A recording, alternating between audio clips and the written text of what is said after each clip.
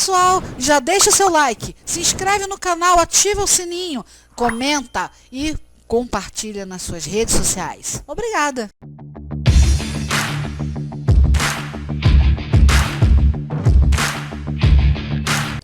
Autoelétrica Bom Jesus, todas as marcas e modelos, nacionais e importados. Estamos localizados em Valparaíso de Goiás, no fone e zap 995545580.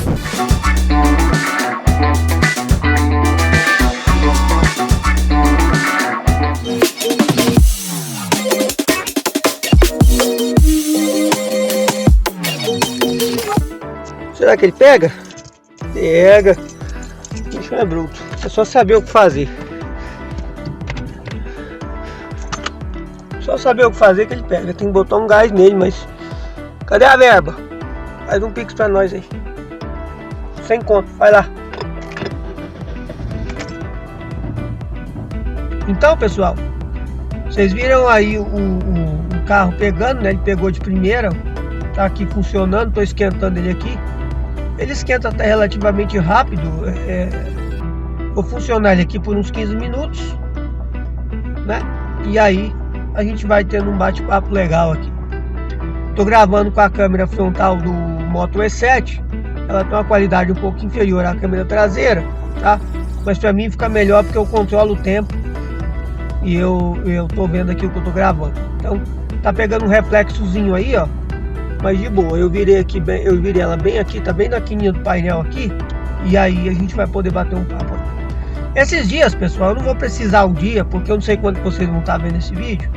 Esses dias eu tava assistindo um vídeo do Badolato, em que ele tá resgatando um Monza 86, se não me engano, 87, acho que é 87. Um Monza 4 portas, SLE, uma configuração muito especial. Ele tem o interior vermelho, uma configuração bem rara de se encontrar. No Opala, no Commodore, acho que no Diplomata também saiu o interior vermelho. É uma configuração bem rara de se encontrar. E nesse vídeo, pessoal, ele aproveitou para falar sobre raridades. E ele acabou abordando também no meio do vídeo, que era para tratar do Monza, que eles estavam funcionando Monza, limpando Monza e tal. Ele aproveitou e foi falar do Tempra Turbo, que ele tem um Tempra Turbo preto. Tá? Para quem não sabe, o Alexandre Badolato tem alguns Tempras na sua coleção de carros, tá? Na parte de neocolecionáveis. E ele tem um Tempra Turbo preto, que ele adquiriu há algum tempinho, tá? Tá tendo um galpão auxiliar dele, onde ficam os carros que eles estão arrumando para poder levar para o museu que ele montou, num sítio aí em São Paulo. Então ele estava falando sobre a questão de raridade, né? E eu resolvi fazer um vídeo sobre isso. Achei interessante fazer um vídeo sobre isso para falar com vocês sobre essa questão, né? Esse vídeo talvez pode dirimir muita dúvida de pessoas próximas a mim, ou pessoas que me conhecem, ou pessoas que assistem o canal, que devem às vezes ficar se perguntando: poxa, por que você mantém esse carro, né? Por que tal? Por que você tem SW, né, hoje em dia? E vou aproveitar também, pessoal, para poder falar um pouquinho da situação que se encontra a SW no momento, para que vocês se interajam. Eu acho que isso pode ser útil para pessoas que estejam passando por situações parecidas, tá, com a minha. Então eu acho que compartilhar isso pode ser bem útil também. Eu vou falar disso. Primeiramente, pessoal, eu quero falar com vocês a respeito de raridade. O Badolato estava falando lá do Monza, com o interior vermelho, do fato dele ser raro, com uma configuração muito rara. E a tendência é que com o tempo, um carro de quase 40 anos, que nem aquele Monza, a tendência é que com o tempo esses carros vão desaparecendo, porque as pessoas vão se desfazendo, pessoas morrem, ficam, os herdeiros não querem, passam para outros e vão passando. São carros que ainda são muito desvalorizados no mercado, né? Diferente do que acontece com o Opala hoje em dia, do que acontece com os Dodges, né? Carros assim, o que acontece com o Galaxy, com o Landau, né? São carros que tem um apreço para colecionador, para ter uma valoração de mercado muito alta, né? Hoje em dia você não compra um Landau aí por 10 mil em perfeitas condições, né? Deve ser só o pó da gaita, né? Você vai ter que fazer e gastar quase que 50, 100 mil para poder deixar em perfeitas condições. Tô falando por alto aqui, galera, me corrijam se eu estiver errado. Mas hoje em dia Landau é na faixa de um bom Landau, né? Bem arrumadinho, para você pegar e sair por aí para poder desfilar por aí nos encontros de antiga, essas coisas, porque é o tipo de carro com uma motorização que com petróleo do jeito que está hoje, é um carro para você poder só sair esporadicamente para eventos, não dá para você usar no dia a dia, até porque um carro de 5 metros no trânsito caótico de hoje é uma loucura, né? Caçar lugar para estacionar, enfim, tem todo um contexto aí que faz com que esses clássicos do passado, eles hoje tenham muito mais apelo para exibição mesmo, né? Do que um dia a gente teve por aqui, do que um dia foi a nossa indústria automobilística, né? Do que para usar no dia a dia. Eu penso assim, eu acho que um carro desse para usar no dia a dia é meio complicado, né? Mas enfim, como eu estava falando, você não acha Landau hoje em ótimas condições por menos de 50 mil, enfim, é muito caro. É um carro que supravalorizou. Para você pegar um carro desse barato para poder fazer, você vai gastar quase isso, né? Tem todo um cenário aí que favorece essa alta num carro desse. E assim, pessoal, em se tratando da parte de outros carros, como no caso do Monza, por exemplo, o Monza ainda não tem esse apelo, tá pegando agora, assim como acontece com o Tempra. O Tempra também, pessoal, é um carro que não tem muito apelo, né, por parte de quem gosta de carro antigo. Uma boa parte das pessoas hoje, o Tempra é um carro velho dos anos 90, né, um carro que tem até menos interesse por muitas pessoas hoje do que o Monza, porque o Monza tem uma mecânica que ainda hoje é tida como uma mecânica atual, porque a Chevrolet até bem pouco tempo utilizou a base do motor do Monza em muitos dos seus carros, né? Até bem pouco tempo esse motor ainda era fabricado, vamos dizer assim, a base desse motor. Então você tinha uma certa facilidade, tem até hoje uma certa facilidade em manutenção de um carro desse. Então, se você for comparar o Monza, um sedã, né, de um padrão mais elevado também, com o Tempra, é óbvio que para muitas pessoas o Monza vai ser mais atrativo para ela adquirir, para usar no dia a dia, para usar ou para ter, do que o Tempra, né? Então, isso tudo sim ainda acaba causando essa desvalorização, né? Mas mesmo assim, tanto o Monza quanto o Tempra hoje ainda é um carro que é visto como um carro barato, para pessoas que não têm condição de ter um carro, um bom carro, né, poder comprar um carrinho aí para poder rodar no dia a dia. Isso acontece muito com o Tempra. E o Tempra não é um carro, eu vou falar para vocês, eu tô dentro de um, eu sou proprietário de um, tá? O Tempra não é um carro tão simples assim quanto, por exemplo, você pegar um Monza.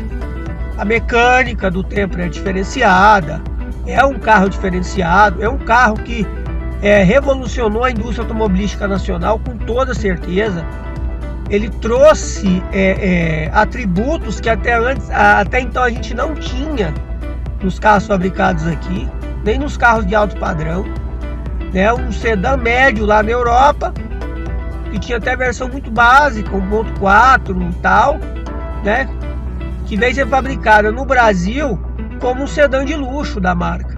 Então ele veio aqui para poder entrar numa categoria que lá fora ele não estava, que é uma categoria mais premium. Então ele trouxe muitos atributos que não se tinha. Então não é um carro assim que qualquer um mexe, não é um carro que qualquer oficina dá conta de mexer. Isso, claro, gerou uma certa má fama do carro por muitas pessoas que criticam sem nunca ter tido. Mas é preciso salientar que é um carro espetacular, é um carro com muito conforto, é um carro muito atemporal, o design do Tempra Sedã é bonito, ainda hoje marca presença, né? Um carro de status, é um carro que ainda hoje tem o seu status, né? Ele ainda preserva um pouco disso, apesar de ser um carro que não tem tanto valor assim, né? Dependendo da versão, é um carro que ainda tem o seu status, um Tempra arrumadinho, um Tempra bem cuidado, né? Um carro bem tratado, um torta-pescoço numa cor bonita, né? Como tinha algumas coisas muito bonitas do Tempra, como o azul, azul Gurundi, o vermelho que eu chamo de Grená, né? É um vinho vermelho, eu esqueci o nome daquele vermelho, né? Mais escuro, também muito lindo. Quem souber o nome do vermelho certo, comenta aí. E eu já ligou a ventoinha. Dá uma desligada no bicho aqui.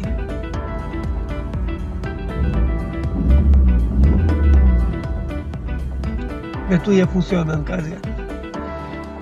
Então, galera, é um carro que tem sim o seu apreço, mas que infelizmente, por conta de ser um carro dos anos 90, né, ser um carro que desde quando foi vendido já tinha suas peculiaridades, né, veio para um país onde os atributos que ele acabou trazendo acabaram queimando um pouco a imagem do carro. A sorte dele é que ele foi utilizado por frotistas, por governo e muitas entidades, né, que fizeram com que o carro fosse aceito, fosse um pouco mais bem aceito aqui dentro, né? Então, esse carro fica um pouco queimadinho, mas ainda mais o que aconteceu com o tipo, né? Que é a versão hatch do Tempra. O que aconteceu com o tipo foi uma coisa que queimou também um pouco, mas ainda assim um carro tão bom que fez tanto sucesso que as pessoas, na época, elas pouco se importavam com o problema da mangueira, né? Era um carro que tinha tantos atributos positivos que caiu no gosto popular pelo preço que ele era vendido. E o tipo, de fato, é um carro espetacular. É um carro que tem uma excelente aerodinâmica, tem uma dirigibilidade excelente, né? Tem um design também muito atemporal, eu diria, ainda hoje, né? Assim como o seu irmão, o Tempra, né, versão sedã, mas são carros que são extremamente desvalorizados ainda hoje. Aí vocês, muita gente fala assim, outro dia eu ouvi alguém falando comigo assim, esses carros aí acha fácil, né, e tal, e não sei o que, e tal e coisa. Agora vamos falar aqui da questão de raridade. Esse carro aqui que eu tô dentro dele, pessoal, esse exemplar aqui do Tempra, a versão perua do Tempra, ela foi comercializada no Brasil, o modelo 94 importado da Europa, até 97, quando ela deixou de ser importada. Esse carro aqui teve apenas 1.200 unidades trazidas para o Brasil ao longo desses 3 anos, tá? Só isso. Não tiveram mais, tá? São apenas 1.200 unidades ao longo desses 3 anos. É muito pouco.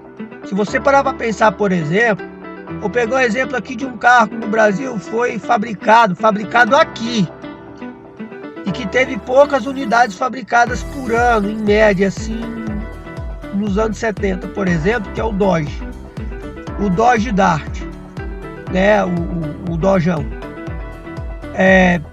Naquele período lá dos anos 70, crise do petróleo, a guerra lá, a batalha de Yom Kippur, aquela coisa toda, né, que aconteceu no mundo, era um carro que bebia muito, um motor muito forte, muito potente, V8, tal e coisa. Por ano, em média, tá? O Dodge foi fabricado por mais de década aqui no Brasil. Ele foi fabricado até os anos 80, até 82, ali, quando a Volks, depois de comprar a Chrysler, tirou a marca Chrysler do Brasil, né, naquele momento. Foi a Volkswagen que comprou e tirou e virou Volkswagen Caminhões, né? Mas ele foi fabricado de 60 e pouco, eu acho que, se não me engano, de 68 por aí, 69 até 82. Então, você pegar a década de 70 todinha, por ano ali, a média de produção de Dojão, né, do Dart, tá? Vou pegar o Dart, que é o mais comum. Era perto de... Teve um momento que foi mais de 1.000 unidades produzidas num ano. Mais de 1.000 produzidas num ano. Quase 2.000 unidades. Mas variava ali entre 800, né, menos de 1.000, a quase 2.000 unidades fabricadas por ano. Não é um número expressivo, quando você pegar, por exemplo, a Volkswagen Brasília e o Volkswagen Fusca, tiveram ao longo da sua produção aqui no Brasil, ou pegar na mesma década de 70, teve milhares e milhares e milhares de veículos produzidos. Não é a mesma coisa que você pegar e comparar, é absurdo, né? Carros mais tiveram uma produção altíssima por ano no Brasil, né? Fusca, Brasília, enfim. Estou pegando alguns exemplos aqui. O próprio Chevette, lançado nos anos 70, né? Aquela coisa toda. E assim, é absurdo comparar, né? Eu sei. Mas se você parar para pensar e for pegar, tá? Tinha sua produção entre pouca coisa abaixo de 1.000, um pouco mais acima de 1.000 do Dojão nos anos 70, né? Em 10 anos, se você manter uma média de 1.000 carros produzidos, você tem ali 10.000 carros produzidos em 10 anos. Em 3 anos só de comercialização no Brasil, nós tivemos 1.200 unidades de SW comercializadas aqui. Dessas 1.200 unidades, você tem que considerar que é um carro que era um carro à frente do tempo, é um carro que trazia atributos que nenhum outro carro no Brasil tinha de série. Painel digital, quem tinha de série? As versões topo de linha do Ômega e uma versão esportiva do Cadete. Não sei se o Monza, segunda geração, chegou a ter painel digital de série, tá? Assim, de fábrica. Mas eram os únicos carros que tinham. Vamos ver se dá pra pegar aqui. Airbag e ABS, geralmente só carro importado que tinha. Eu não sei, pessoal, que eu não conheço a história do Ômega totalmente. Eu não sei se o Ômega primeira geração teve airbag. ABS eu sei que tinha. O Ômega CD, tal, os topos de linha eu sei que tinha. Mas airbag eu não me recordo. Era um item que você encontrava em carro importado, tá? Que era caro. Quer dizer, quando o dólar ficou mais barato que o real, não era tão caro. Tanto que as importações explodiram no Brasil. Mas foi um curto período, tá? Foi de 94 até 96, 7. Depois começou a inverter de novo, né? O real cair, desvalorizar, e o dólar seguiu o caminho dele. Então as importações, o boom das importações foi de 94 até 97 mais ou menos. Foi por isso que a Fiat trouxe o Tempra SW oficialmente para o Brasil, porque estava compensando, né? Um carro cheio de atributos. Então você basicamente só achava esses atributos de série nos carros, airbag, ABS, né? Suspensão diferenciada, uma série de detalhes, né? Ó, ar-condicionado digital dual zone. Dá pra ver aí? Aqui, ó. Saída de ar traseiro, o Opala até tinha. Mas, vamos pegar assim. Isso aqui, pessoal. Qual é o outro carro que tinha isso aqui? Alfa Romeo. Alfa lá 164, 147. Não era uma coisa comum. Então esses atributos vinham em carros, era mais comum encontrar em carros importados como esse aqui. Então, pessoal, todo esse conjunto estava muito à frente do cenário que a gente tinha, automobilístico que a gente tinha no Brasil. E obviamente, deixa eu virar um pouquinho aqui por causa do reflexo. Obviamente, o que acabou acontecendo? Foram carros que não tiveram tanta saída assim, tá? Diferente do tipo, que era um carro intermediário, que é um modelo que veio intermediário e caiu no gosto popular, né? Por conta do que ele trazia, mas o tipo, por exemplo, o MPFI, né? O MPI, MPFI, EFI, o que foi depois produzido aqui. Não estou falando do IE, não. O IE foi os primeiros que eram importados, que foi o que meu pai teve, tá? Mesmo assim, era opcional airbag ABS, tá? O airbag ABS no tipo só vinha de série no SLX, que é outro carro raro, tá? É outro carro raro. É o tipo SLX, que era a versão normal do C Volvo, que é um carro mais completo, que é um carro que vinha com airbag e ABS. O tipo SLX só foi comercializado aqui no Brasil em 94 e 95. Não se trouxe, e teve pouquíssimas unidades vendidas aqui no Brasil, tá? Então não se engane, o tipo SLX ele teve pouquíssimas unidades comercializadas aqui no Brasil, porque ele era 100% importado, assim como o tipo IE. Só que o tipo IE teve a vantagem, como o tipo fez tanto sucesso que a Fiat resolveu fabricar, né, o tipo por aqui, apesar de que o motor do IE é um pouco diferente do motor do MPI, né, do MPFI lá do tipo que foi fabricado aqui, basicamente era o mesmo carro. Então você tinha muita compatibilidade, não tinha muita dificuldade, não tem muita dificuldade de achar peça. Porém, pessoal, a mecânica do tipo SLX 2.0 8 válvulas, que é a mesma desse carro aqui, ela é completamente diferente, tá? Ela é a versão do C Volvo, do 16 válvulas, europeu, tá? Sem ser 16 válvulas. Ela é mais pro lado do C Volvo, apesar de ser 8 válvulas, do que pro 8 válvulas comum, que foi vendido aqui no Brasil, foi comercializado aqui depois, fabricado e tudo, né? Então são versões bem raras. E eu vou dizer para vocês, pessoal, que eu me sinto um privilegiado. Hoje eu me sinto um privilegiado, porque esses carros sumiram das ruas. Dos poucos que foram vendidos, tanto do tipo SLX 2.0 8 válvulas, quanto do Tempra SW, dos poucos que foram vendidos, poucos hoje em dia restam em condições de uso, ou estão sendo preservados. Eu me sinto um privilegiado por ter esse carro aqui. Eu me sinto um privilegiado.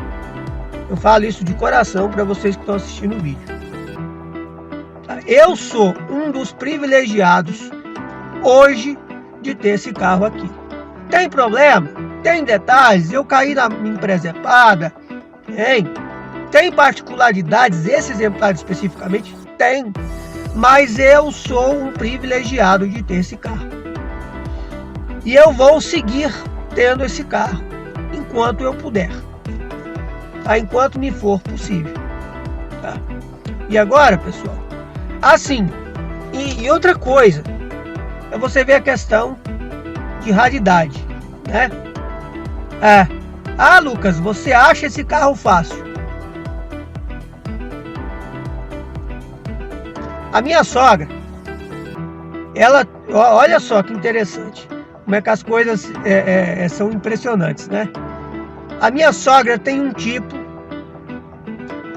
preto, 2 portas, 2.0, 8 válvulas. Esse carro, nessa cor, nessa configuração, só foi vendido aqui no Brasil em 94. Foram menos de 1.000 unidades comercializadas aqui. É uma baita de uma raridade. Como a gente fala, é uma pérola negra.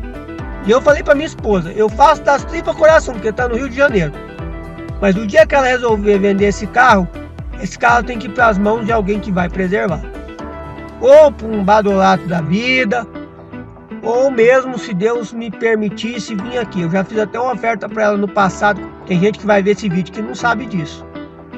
Estou contando em primeira mão para vocês aqui, tá? Mas aí fui fazer minha casa, fui investir nesse carro aqui, né? Porque fui gastar nesse carro aqui, né? Porque não é investir. Para mim, o investimento que é um carro, eu sou um privilegiado de tê-lo, né? Então, enfim. Mas eu já cheguei a fazer uma oferta no passado no tipo da minha sogra, pela raridade que o carro é, né? Eu nunca, nesses anos todos, eu nunca tinha visto um tipo preto, 2 portas, 2.0, 8 válvulas, ano 94, até conhecer o da minha sogra, há 10 anos atrás. tá? Ela tem até hoje. Aconselho a não vender, se for vender, me avisar antes para eu poder, se eu não puder ficar com ele, achar o comprador certo, porque é uma joia rara, tá? Mas, assim, eu não vi outro. Até hoje eu não vi outro. Então é uma raridade absurda você parar para poder pensar, né? E quem tem é um privilegiado de ter, porque é um carro que não tem outro facilmente, né? Igual o caso da SW. Claro, se aparece para mim uma pessoa que sabe o valor desse carro aqui, que eu tenho certeza que vai cuidar desse carro, vai preservar esse carro como ele merece, algo que infelizmente atualmente eu não estou tendo muitas possibilidades de fazer, né? Claro, eu vendo. Se aparecer alguém aí, mas é alguém sério, que sabe a preciosidade que tem, que quer ter o privilégio de ter esse carro, de ter essa raridade, eu vendo. Enquanto isso, vai ficar comigo. Eu não tenho intenção de fazer nada. Eu quero que se resolva a situação dele. Vou lutar por isso. Estou fazendo por onde, para que se resolva. Por quê? Porque eu tenho o privilégio de ter esse exemplar. Eu, graças a Deus, moro num lugar que eu tenho onde deixar ele, numa garagem coberta, bem acondicionado, na medida do possível, né? Então, eu sou um privilegiado e tenho o maior orgulho de falar que eu sou um privilegiado de ter uma raridade dessa na minha garagem. Muitas pessoas ainda podem achar que para mim eu sou um privilegiado, tá? E é assim que eu penso, né? E é assim que eu vejo, e eu concordo com o que o Badolato fala nos vídeos dele às vezes, da questão de raridade, que merece ser preservada. A gente tem que aprender a dar valor a certas coisas, porque esse carro aqui, esse tipo de carro aqui, fez com que a indústria nacional evoluísse. Hoje a gente tem os carros que a gente tem hoje sendo produzidos no Brasil, né? Por mais que ainda tenha carros que, pelo amor de Deus, mas a gente tem muita coisa hoje no cenário automobilístico nacional graças a carros como esse aqui, que fez com que as carroças que o Fernando Collor dizia que a gente tinha fossem evoluídas para carros modernos. Foi graças a esse tipo de carro aqui. Hoje você tem carro com ar digital, central multimídia, câmera de ré, dedéu. Esse carro aqui era muito à frente do seu tempo, tá? Muito à frente do seu tempo. Esse carro aqui tem coisas que carros ainda hoje não tem. Então eu sou um privilegiado de ter esse carro, ok? E eu não pretendo me desfazer eu não pretendo deixar de ter esse privilégio, a menos que eu encontre uma pessoa que realmente saiba a importância desse neocolecionável e queira ter esse privilégio. Aí tudo bem. Mas enquanto não aparece essa pessoa, eu continuo sendo um privilegiado e pretendo continuar daí em diante, tá ok? Agora, pessoal, vou finalizar o vídeo que está com 30 minutos. Eu vou, mais de 30 minutos, né? Eu vou falar com vocês aqui a respeito da situação do Trovão atualmente, para que vocês entendam como é que ele está. Esse exemplar aqui especificamente, ele está em nome de uma pessoa falecida. Eu já falei isso em outros vídeos, vocês sabem disso. Com a mudança do sistema dos Detrans, e como a pessoa que era proprietário legal desse carro já faleceu tem muito tempo, esse exemplar aqui, ele não foi cadastrado na base digital do Detran. Então, pessoal, vou concluir o vídeo aqui. Vocês viram aí, né? O carro tá nessa condição, não foi cadastrado no sistema do Detran. No momento a gente não tem acesso ao licenciamento que está pago, tá? Por conta de não haver esse cadastro no sistema novo do Detran, tá? E num caso desse, pessoal, qual é o procedimento a se fazer, né? onde se tem conhecimento de tudo e todos, é inventário. E pode-se fazer o inventário somente do bem específico, tá? E é o que está se caminhando, é o que está encaminhado aí, bom? Só que é uma coisa que você não faz hoje e sai amanhã, não é um negócio que vai se resolver da noite para o dia, tá ok? Você faz hoje e amanhã tá pronto ou sai na hora, não. Leva um tempinho para que seja concluído, o processo está em andamento, então leva um tempo para ser concluído, tá? É um tempo que a gente não sabe, é justiça, é cartório, uma série de coisa, então isso tem tempo, tá ok? E aí, pessoal, o que acontece? Nesse inteirinho, o que está se tentando fazer, tá?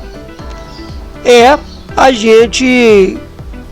eles estão tentando lá o cadastro, né? Na base do Detran, por meio do aplicativo móvel, né? De celular e tal, para ver a possibilidade de conseguir o licenciamento até que seja resolvido toda essa questão de que já está encaminhado. E nesse tempo a gente vai preservando. Como eu disse para vocês, eu sou um privilegiado de ter esse exemplar, né? Então a gente vai preservando. É o que a gente faz. Ah, mas você não... Galera, é o seguinte, olha só, na minha atual conjuntura, eu tenho à disposição para mim 2 carros para usar, tá? Tem o Face, o chinês, que ele faz no meu pé aí uma média de 14 km por litro ou mais, um pouquinho. É pequeno, tá? Que pro meu uso aqui me atende. E eu tenho o Tempra SW, que tem um tanque de 62 litros, que fazia aí uma média, né? Eu não sei hoje, mas fazia aí uma média de 10 a 12, 13 km por litro, tá? Dependendo da circunstância. Tá? Eu já cheguei a fazer 750, eu fazia, né, 750 km com um tanque cheio de 62 litros. E é um carro que tem 4,5 metros. Então é uma questão de se ponderar, né? Nas ruas de hoje, que a gasolina no preço que está hoje, para fazer do corre do dia a dia. O chinês é 2010, o Tempra SW é 94. Questão de se ponderar, né? E aqui eu funciono ele de a cada 2 dias, né? Tranquilo. Então eu mantenho a saúde dele em forma, né?